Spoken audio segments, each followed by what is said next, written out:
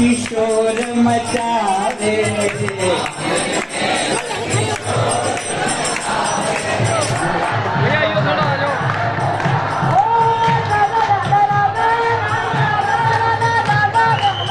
राधे राधे, जय श्री कृष्णा। आप देख रहे हैं तिलक पत्रिका में हूँ आपके साथ सुशील गोस्वामी। भगवान श्री राधा रमन लाल जी के मंदिर में मौजूद हैं और वैशाख पूर्णिमा के दिन उनका प्राकट हुआ है। उनके प्राकट को लेकर उनका क्या इतिहास है, कब हुआ, मेरे साथ मौजूद हैं विश्व प्रसिद्ध भागवत वक्ता धीरज कृष्ण शास्त्री। आप वृंदावन के निवासी हैं, आइए उनसे जानते हैं राधा रमन लाल जी के बारे में। बताएं धीरज जी, सबसे पहले आपको राधा रमन जी के प्राकटोत्सव की बहुत बहुत बधाई। सभी वैष्णव जगत को श्री राधा रमन लाल जी के 482वें प्राकट्य महामहोत्सव की बहुत बहुत मंगल बधाई। वैशाख पूर्णिमा के पावन पर्व पर श्री गोपाल भट्ट गोस्वामी जी एवं हमारे ब्रज के लाडले, और इनका एक नाम है जादूगर ठाकुर, बहुत प्यारे ठाकुर। और एक केवल राधा रमन लाल जी ऐसे ठाकुर जी हैं जो ब्रज की सीमा से, वृंदावन की सीमा से बाहर कभी नहीं गए।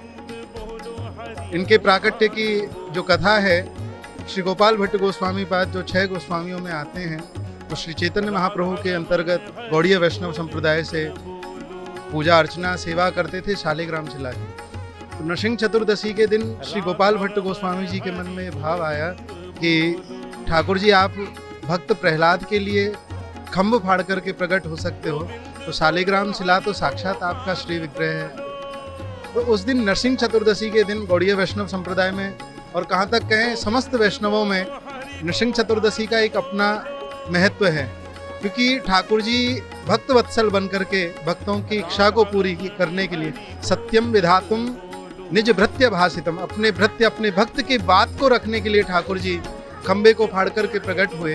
तो उसी भावना को हृदय में धारण करके श्री गोपाल भट्ट गोस्वामी जी नरसिंह चतुर्दशी के दिन पूरी रात्रि रोए, रुदन किया, प्रेम के आंसू बहते रहे कि आप तो साक्षात ठाकुर जी हैं, क्या मेरी भक्ति ऐसी नहीं जो आप मुझे। इसके पीछे एक कथा ऐसी भी आती है कि एक माता आकर के उनको ठाकुर जी के समस्त आभूषण प्रदान कर गई कि अपने ठाकुर जी को धारण करा लेना। तो गोपाल भट्ट गोस्वामी जी ने देखा कि ना तो इनके हाथ हैं ना कान है, ये तो शालिग्राम की शिलाएं हैं, इनको मैं कैसे धारण कराऊंगा। इसी भावना से कि आप भक्त प्रहलाद की खातिर खंबे को फाड़ करके प्रकट हो गए, तो क्या आप शालिग्राम शिला से मेरे लिए प्रकट नहीं हो सकते।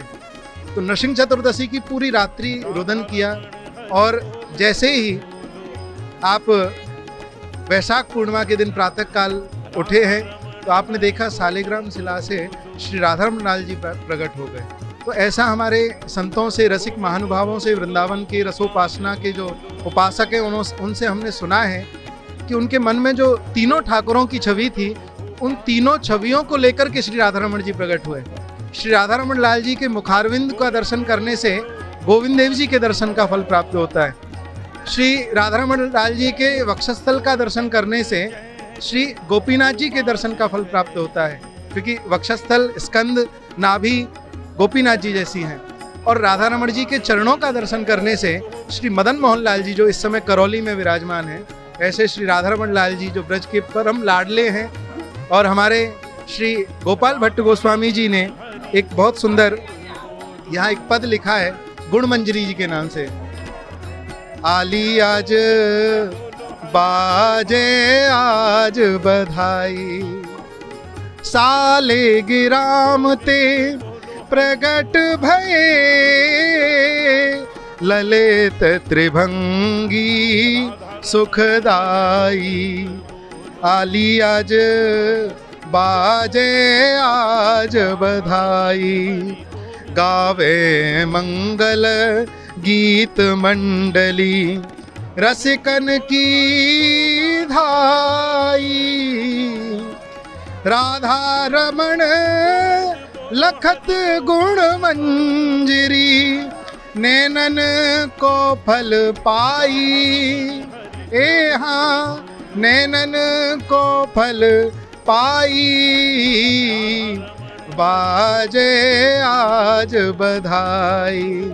हेरी आली बाजे आज बधाई। ठाकुर जी ब्रजवासियों को माध्यम बना करके श्री गोपाल भट्ट गोस्वामी जी के द्वारा अपने स्वरूप को प्रकट करना चाहते थे। ऐसी सुंदर भावना श्री राधारमण जी के प्राकट्य की है। धीरज के शास्त्री जी ने आज राधारमण जी के प्राकट्य को लेकर जो शास्त्रीय प्रमाण के ग्रंथों के आधार पर थी वो पूरी कथा बताई, पद सुनाया कि कैसे यहाँ आज जो हम प्राकट उत्सव मना रहे हैं उनको कैसे गोपाल भट्ट गोस्वामी जी ने प्रकट किया, उनके मन में क्या भाव आई। तिलक पत्रिका के लिए अपने साथी कैमरा पर्सन रिंकू वर्मा के साथ मैं सुशील गोस्वामी। गोविंद जय जय गोपाल जय